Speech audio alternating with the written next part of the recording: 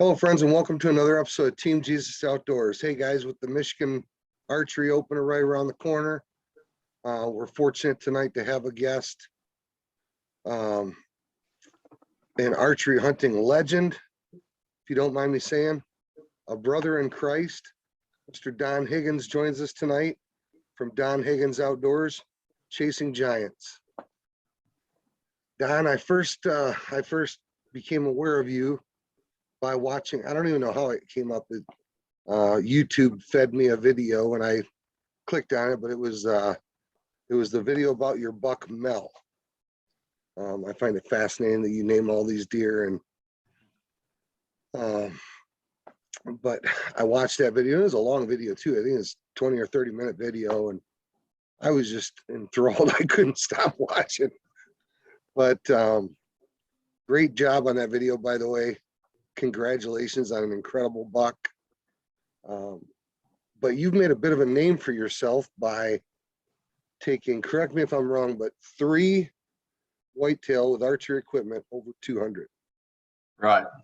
200. Yeah, and I need to throw out there that I can't take credit for that video. It was produced by a good friend of mine, Steve Shields, and he made an old simple country boy like me look good. So it just shows his talents.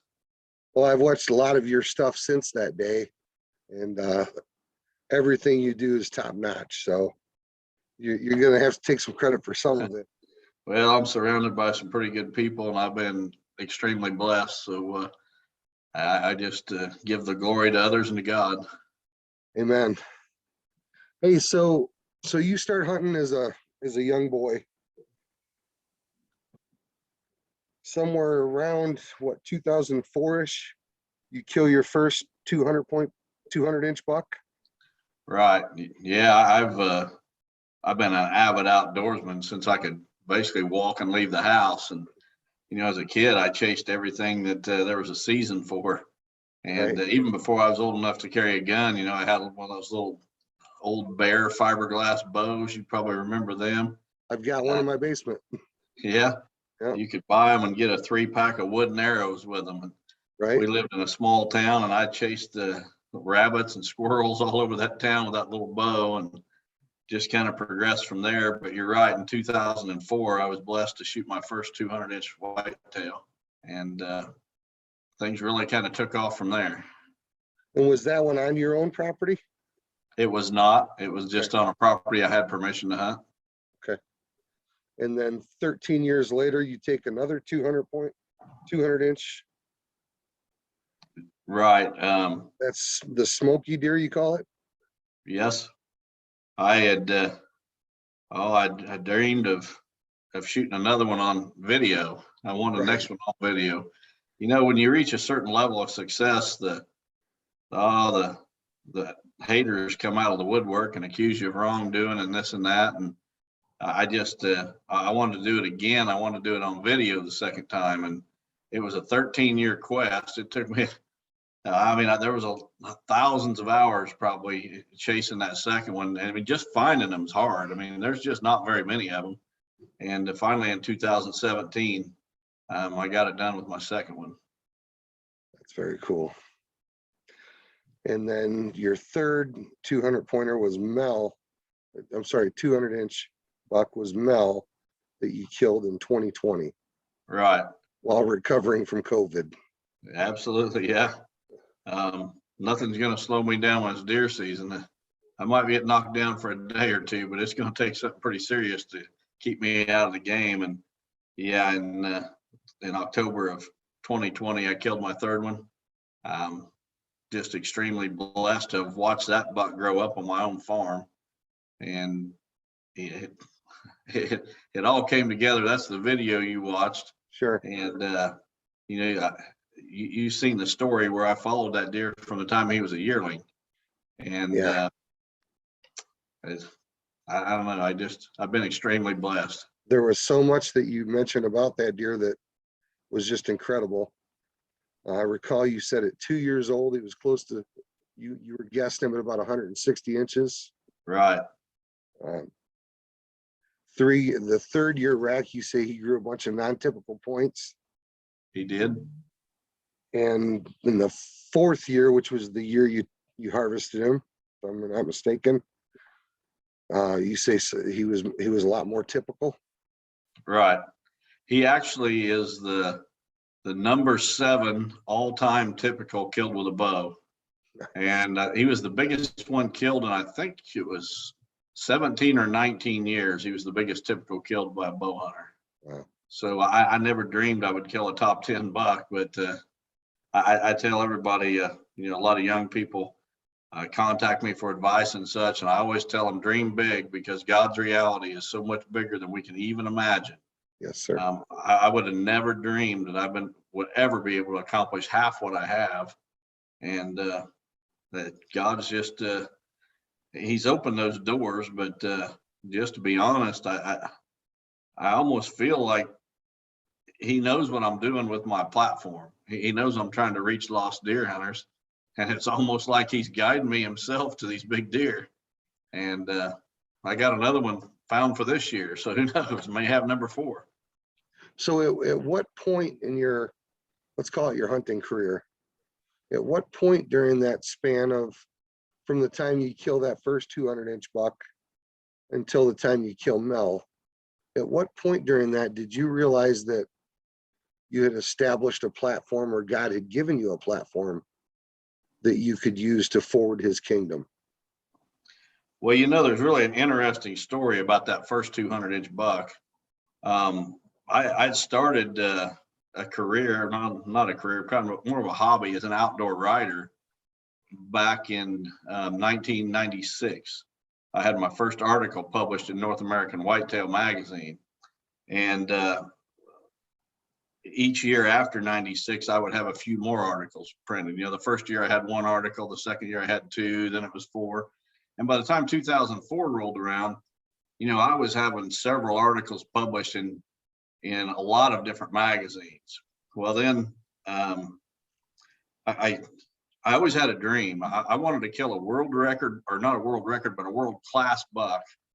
And I wanted to do it a very specific way. I didn't want to do it on a deer drive with the deer running by with his tongue hanging out, being chased, or nothing like that. I just wanted to be sitting in my tree and have this buck waltz by doing what big bucks do when they think nobody's looking. And so on November the 6th of 2004, I'm sitting in my tree stand on a piece of private property I had permission to hunt, and I hear a buck chasing does in the brush. And it's a bright sunny day. It's probably 10 degrees hotter than normal for that time of year. And I think this has got to be a 1.5-year-old buck, because no mature buck's going to be out on a hot sunny day like that running around grunting chasing does. Well, a short time later, those does start coming out of the brush where I could see them towards my stand. And I'm thinking to myself, well, I'm going to get a chance to see this buck here shortly. And he steps out, and when he does, I couldn't believe it. It was the biggest deer I'd ever seen. Just huge, you know. But the does fed under my stand, and they were about to pass. And I thought, well, shoot, they're going to pass right by me, and this buck's going to follow, and I'm going to get a shot. Well, that never happened. The does turned around and went back the way they came into the brush, and that buck turned and followed them and never provided me a shot. But I'll tell you, I didn't sleep that night, because I just seen the biggest buck of my life. Here's the buck I've been dreaming of. Well, the next day I come back, and next morning I come back, I hunt that same stand. I didn't see the buck. I did pass about 150-inch buck that morning, but I knew that I was going to need, I only had 1 stand on that farm at the time. And I knew that the wind was going to be switching back and forth, you know, different directions. And I needed to get some more stands in place. So, you know, I kind of scanned the farm from my tree stand that morning with my binoculars, looking for other stand locations. And the weather forecast called for the wind to shift from the south to the west that day.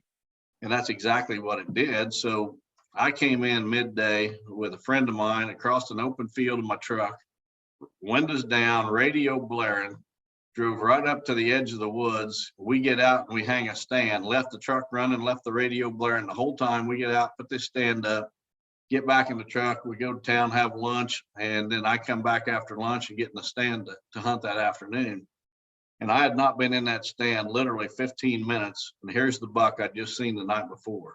Wow. He's 20 yards away and he's rubbing his antlers in some grapevines. And it was so thick I couldn't get an arrow through to him. So I'm just sitting there watching 2 hunts in a row, or 2 days in a row. I'm sitting here watching this world-class buck that I've dreamed about. Both times he was in range, but neither time could I get an ethical shot. So I passed again. Well, in Illinois, you can kill 2 bucks. And I'd already filled my first buck tag. I was down to 1 buck tag. And I was just going to hold out for that deer only. It was the first time in my hunting career that I ever focused on one deer. And it was this one. And this one farm where I was hunting was not a very big farm, but right next to it was another farm that was owned by an elderly couple.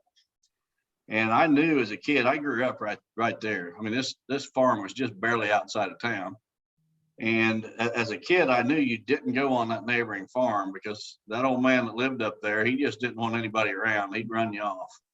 And this was way back in the day when you could pretty much go where you wanted.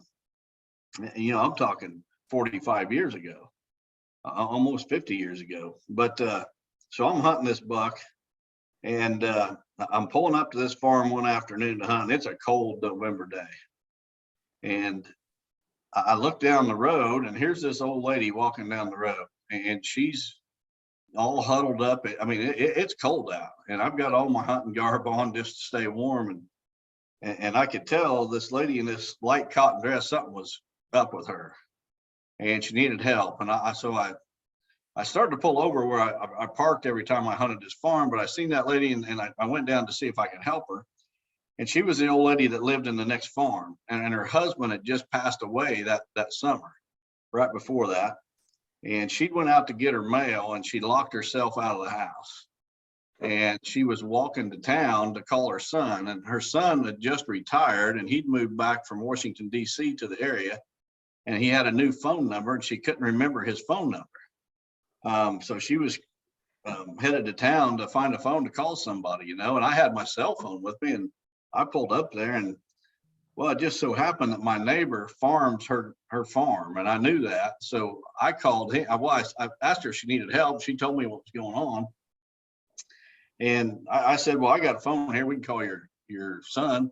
Well, I can't remember his number. She told me the story. And so I called my neighbor, and I told him what was going on. I said, this lady's afraid to get in my truck.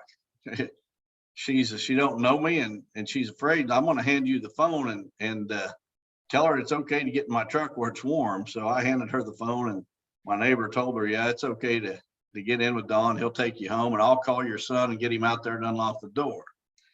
So I pull up to her house, and she starts to, and she lived up a real long lane. And I pull up her house, and she starts to get out of my truck. And I said, well, where are you going? I'm going to wait here until your son gets here. And she says, oh, you don't have to wait here on me. I know you got better things to do. I'll just wait out here on the porch till my son gets here. And I said, no, it's too cold for that. I'm going to sit here till your son gets here. I was just going deer hunting anyway. And she says, oh, you're a deer hunter? She says, I wish somebody would come here and shoot some of my deer. They get in my garden and they just, and I'm like, I'll be here tomorrow if that's okay. She said, absolutely. You come back and you shoot all the deer you want. And, well, her son pulled up a short time later, you know, and I got out and introduced myself and shook his hand, and he unlocks the door and gets his mom back in the house. And the last thing she said was, she points her finger at me and she says, I expect you to come back tomorrow and shoot some of my deer. I said, I'll be there. Well, to make a long story short, it's already been long enough. I ended up killing that buck on her farm the second time I hunted there. Wow. And, you know, but the story gets a whole lot more interesting. I shot that deer on the second time I hunted there, and there were some guys on another property on the other side of her property that were hunting that deer. They'd seen it. They knew it existed. And they called the law on me and said I was trespassing when I shot that deer. Oh, no. They had no idea that I had permission from that lady. And the game wardens come, and they show up on the house, and they want to see the deer I shot, which I show them. And they wanted me to take them back to the stand where I shot it from, which I did, and they'd already been there. So we pull up that lady's lane. I'm in my truck. The game warden's following me in his vehicle. And we pull up by that old lady's barn, and she comes running out of the house, and she's chewing on that game warden, pointing her finger at him. She says, "I told you he's got permission to be here. You leave him alone." And I said, "It's all right. You know, I'm just going to show him where I shot that deer. I didn't do anything wrong, and this and that." So we go back to the stand where I shot the deer, and he's in front of the stand. He says, "I want you to show me blood. I've been here and I don't see any blood in front of this stand." I said, "That's because that deer was not in front of my stand. He never was. He came in behind me, and I had to shoot back behind me through a fork that was in the tree right above my seat of my tree stand." I said, "Luckily that fork was there. I'd have never been able to turn around and shoot him." But, you know, so we went back behind the tree, and I instantly showed him the blood trail. And we went right to where the deer died. He didn't run all that far. And he says, "Well, I believe what you're telling me because the evidence is here to support it." And I'm thinking, okay, it's all good. We walk back to our trucks, and we're driving out this old lady's lane and to the road. And I get about the road, and I remember, hey, wait a minute. I had 3 friends with me when I retrieved that deer. If there's any question, I can give him their names and numbers, and he can go talk to them too. So I stop at the end of her lane before turning on the road, and here comes the game warden, and he sees me. I got out of my truck to go back to talk to him. He sees me getting out to come back there, and he stops his vehicle 100 yards from me, and he's on his cell phone. Well, when he gets off his cell phone, he pulls up there and rolls down his window, and he says, "I need to follow you to your house. I'm going to take your deer." I said, "What?" And he says, "I'm going to take your deer. The guys on the other property swear that where that deer died was on their land, and you say it's not. They want the deer, you want the deer, and the state of Illinois probably wants the deer, and I'm just going to take it. You guys can all go to court and fight over it." And so I'm thinking to myself, and he shows up, he takes my deer, and for 34 days, I had a court date 34 days later. And during this time, I'm thinking, you know, I'm never going to write another magazine article again. I didn't do anything wrong. First of all, I'd passed 3 opportunities to shoot that deer, unethical shots. The first time he was facing me head on. The second time he was in the brush rubbing that grapevine. The third time he was about 80 yards away, which is too far for me to be shooting. And I'd passed up 3 shooting opportunities that were not ethical. And I finally got a good ethical shot at that deer and killed him. My dream buck. Well, this is what I've been dreaming for years. It happened just like I dreamed it. You know, he comes by, had no idea I was anywhere around. And now I get accused of wrongdoing, falsely accused. And I think I think God was letting Satan test me at that point. You know, I got permission on that property by doing the right thing. You know, instead of chasing that deer in my dreams, when I seen that old lady, I went and helped her, tried to be a good Samaritan, you know, and ended up getting permission on her farm because of it. Then the buck comes by and I shoot it on her farm. Now I'm accused of wrongdoing. And well, at that point in my life too, you know, I was, I believed in God, but I wouldn't say I was I was lukewarm, if you will. Not a disciple. Yeah. So, man, I just left it in his hands, and I'm like, you know, if this would have happened 20 years earlier when I was a kid, I'd have been busting people's windows out in the middle of the night, enacting my own revenge. Yeah. But I left it in God's hands. I thought, you know what? I've done everything right to this point. I've not broken a law. I didn't take an unethical shot at that deer. If he wants me to have that deer, I'm going to get it back somehow. 34 days later, I go into court and had to hire an attorney. And 20 minutes later, I walk out. The judge ordered me to have my deer back. They had no authority to ever take that deer. My attorney said it was like giving somebody a speeding ticket and taking their car from them. And it was quite the ordeal. But what happened through that event was I gained more notoriety over that because my picture was being sent out on emails all over the place. It was before social media really took off, but those emails you would get, you know, somebody shoots a big buck and Sure. emails go to everybody. Well, I was being sent all over the country, my picture. In story, outdoor writer Don Higgins has 200-inch buck confiscated. Right. I mean, it looked terrible for me. And, but I ended up getting it back. And that point right there is when the floodgates opened and God started opening doors for me in the hunting industry. You know, here in Detroit years ago, we had a notorious mayor by the name of Coleman Young. You may have heard of him. And his theory was that all publicity is good publicity, you know? So Yeah. if it took negative publicity to get your name out there, you know, maybe it helped in the long run. I'm going to pull up a photo. I think the buck you're describing might be in one of these photos. He would be the bottom buck there on that barrel. Okay, so the bottom one on the barrel's first 200 incher you shot. Yep. And is that Smoky on the left and Mel on the right? Yes. And then same in this photo? Yeah, the buck that I told the story of is right there between my head and Dr. Strickland's head. That Mel is the upper left. Okay. And the buck on the upper right is one I called Trump. Okay. And here's Mel.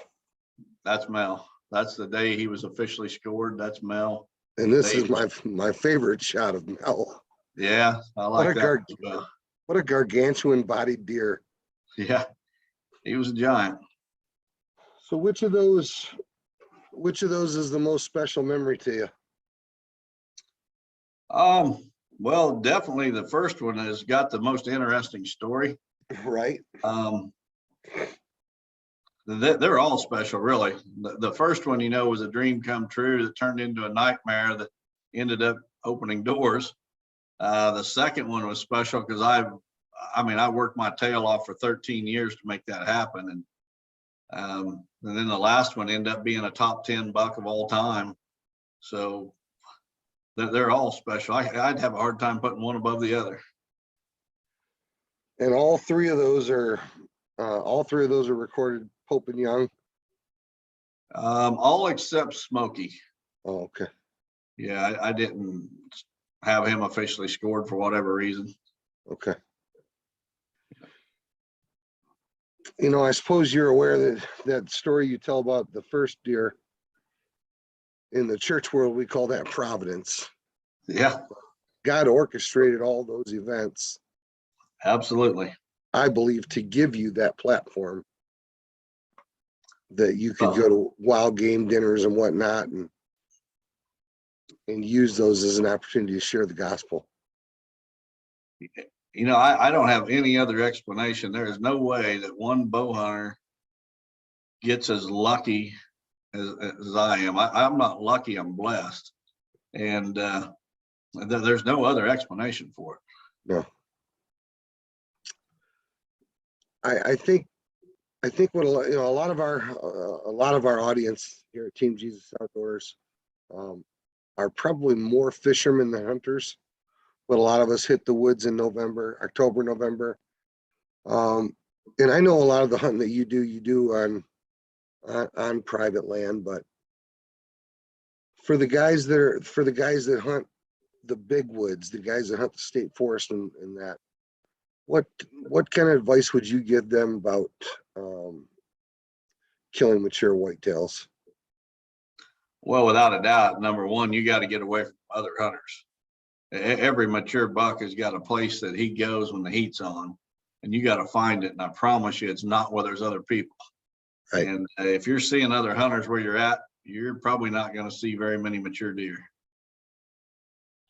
One of the things that you mentioned, I think in more than one video of yours I watched, but one of the things that you mentioned really resonated with me because as limited as my hunting career and success has been, I've experienced this myself.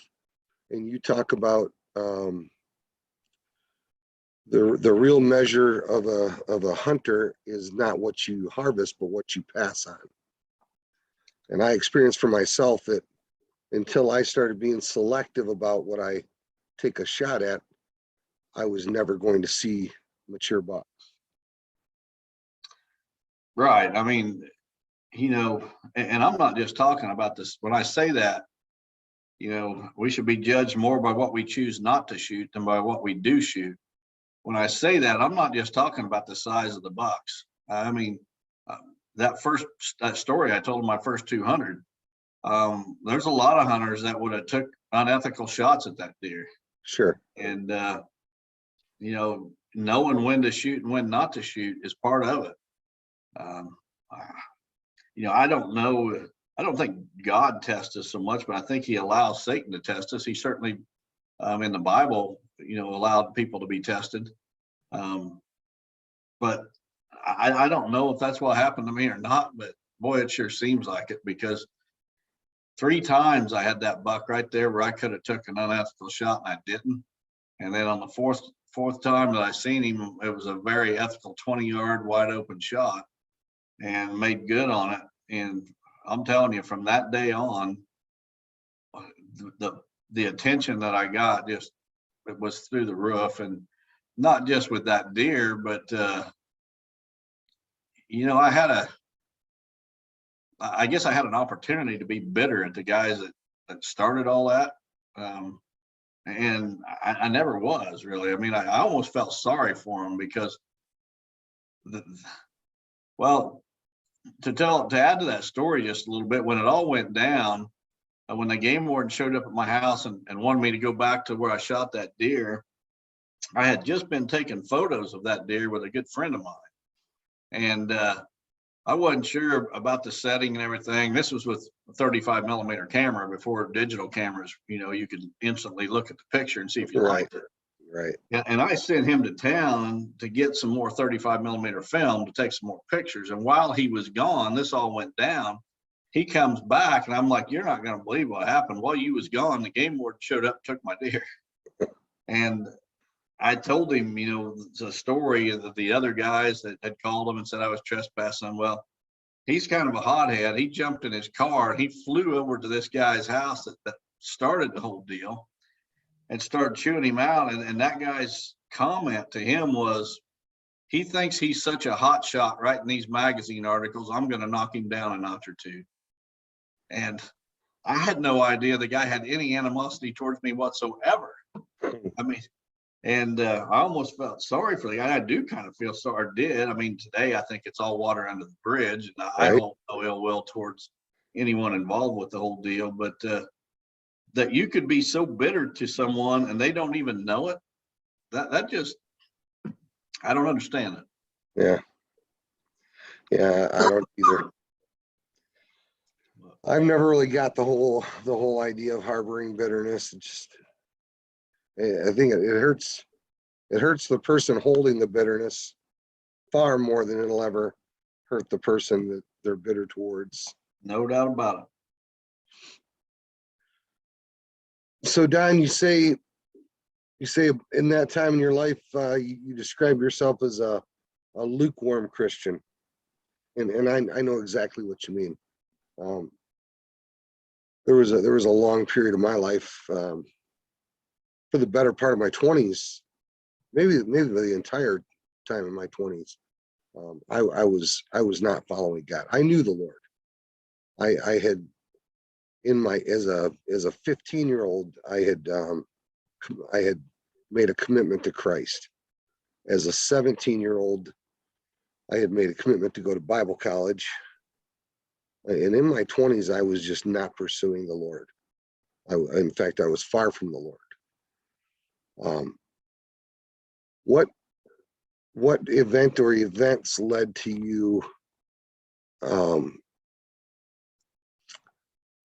making a full commitment in your life to Christ, rather than being a lukewarm Christian, as you described it? Well, you know, there really wasn't just one event where it just instantly, you know, a lot of people describe, you know, where they know the exact day and moment when they accepted Christ and all that. And I'd accepted Christ and been baptized back in my early 20s. Yeah. But I was going to a church where some things happened that kind of soured me up on people more than anything, people in the church, and quit going to church for that reason. And it just, once this event, that I just described, it kind of, one thing after another kind of snowballed. And it got to the point where there was no denying. I mean, it had to have been orchestrated. Sure. Fate just doesn't work like that many times in a row. I mean, certain people came into my life at specific times to lead me that direction. Certain events happened at specific times to put me on the right path. And there was just way too much to be coincidence. And, there's a saying that seeing is believing. But if you turn that around, believing is seeing. And the more you believe in God, the more he reveals himself. Absolutely. And that's exactly what happened to me. The more my faith, the stronger my faith got, the more I believed, the more he revealed himself. And it's just totally undeniable. Sure. Yeah, that, a lot of Christians will refer to our growing in Christ as the process of sanctification. And you're absolutely right. The more that we see evidences of God in our lives, to the point that to us, it's undeniable. There's just no, I look at every phase of my life, and where I am today is nowhere that I planned to be when I was 20 years old, or even after I finished college, my early 20s. And I just look back, and the doors that got open, the doors that got closed, at the time, those were frustrations and sometimes heartbreaks. And I look back and I see now this clear path that God brought me to where I am today. And like I said, technically the theological term would be the process of sanctification. But to me, it was just like you say, it was because of what I have seen God do in my life. There's no denying today. And you couldn't convince me that it was anything other than the providence of God. Right. I've experienced it. And I almost, you deal with unbelievers, and it's almost, you can't believe they don't see what you see, but they don't. Right. And the reason they don't is because they don't believe. And if they believed, he would reveal himself more like he does to us believers. Sure. It starts with faith. If you don't have any faith, well, you don't have anything. And the more faith you have, the more he's revealed. And when we look back on our life, we look back on the big picture. If you're describing a single event to a friend or to an unbeliever, you can help them to see that single event, but they don't see the big picture of it. Mm-hmm. So it's difficult to share that big picture vision that you can look back and see your life in. But God is good. He is incredible. And just giving guys like us an opportunity to use what we're passionate about to forward his kingdom is just so incredible. Absolutely. I decided at a young age that I wanted to be involved in ministry my entire life. And like I said, my about a decade there in my 20s. And unfortunately, that was also the time in my life that I was really the only time in my life that I was serious about pursuing whitetail. Most of my life, I've been more passionate about hunting. There was about a decade there in my life that I had a good friend that had some private land, and I had access to property that had potential. And in fact, I did kill a couple nice deer there. But the majority of my life, I've been far more passionate about fishing than I ever was about hunting. And frankly, today I only hunt because I have two sons that absolutely love being in the woods, absolutely love shooting sports. A lot of days to me, my sons are begging to go out hunting, and I'm kind of looking, oh man, that's going to be a great weekend with the moon. And you know what I mean? Yeah. There's some killer muskie caught in November, man, up on Lake St. Clair. But, my boys love it. And how do I turn down an opportunity to spend that quality time with my sons? Right. So, I feel like if I never harvest another deer again, it's fine with me. I really look forward to sharing the experience of my sons harvesting their first deer. I'm really looking forward to that. But if I don't ever harvest another one, that's perfectly okay. One of my sons really likes waterfowl hunting. That kind of gives you there's a little bit more time for camaraderie when you're doing that. Right. But they both do enjoy pursuing whitetail, and I'll continue to do so as long as they want me to. But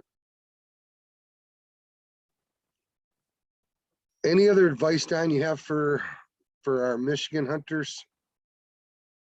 I know it's a little different habitat than what you're hunting. Yeah, I mean, if your goal is to kill big ones, you got to go where the big ones live. And I know Michigan's a heavily hunted state. There's areas where, the average buck just doesn't live past a year and a half old. Yeah. If your goal is to kill giants, you got to go where they're at. And sometimes that means going out of state. So I guess, keep your priorities in order is my main goal or main advice. Don't get so wrapped up in shooting big deer that you Yeah, don't appreciate the other good things along the way, like time spent with friends and family. sure. Don, I'm trying to be respectful of your time. I so appreciate you spending some time with us today. How can our friends find you? What's the best way for them to find Don Higgins Outdoors and your Chasing Giants products? Well, my personal website is higginsoutdoors.com. You can also go to chasinggiants.com, which is Chasing Giants is my podcast. I have a podcast on deer hunting. Those are the best ways. You can go to social media, Facebook or Instagram. I've got an account, Higgins Outdoors or Chasing Giants with Higgins Outdoors on YouTube, where I've got a lot of videos. So you can find me in one of those places. All right, and I'll post those links in the video description.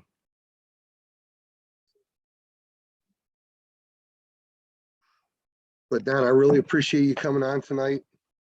I wish you a great hunting season, and I pray God's blessings on you and your family. I hope that he continues to use this passion of yours for chasing giants to give you an opportunity to grow his kingdom. Well, thanks for having me, John. And that's my plan is I don't forget where my blessings come from. And if I can lead a lost deer hunter to Christ, that's my mission. Well, friends, thanks for watching another episode of Team Jesus Outdoors. I hope you've found something interesting in tonight's discussion. Like I said, I'll leave links to these websites in the description below. God bless. Tie lines. We'll see you guys on the water. Good night, Don. Good night, John. Thank you. Thank you.